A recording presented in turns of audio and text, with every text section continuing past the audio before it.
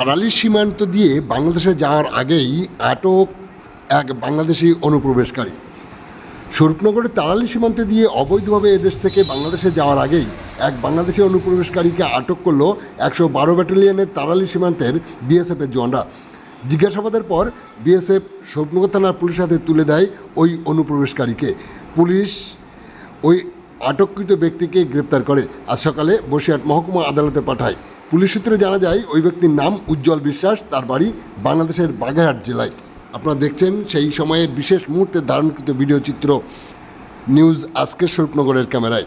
আমাদের সাথে থাকুন, দেখতে থাকুন। পরবর্তী আপডেট সবার আগে পেতে চ্যানেলটি সাবস্ক্রাইব করে পাশে থাকুন।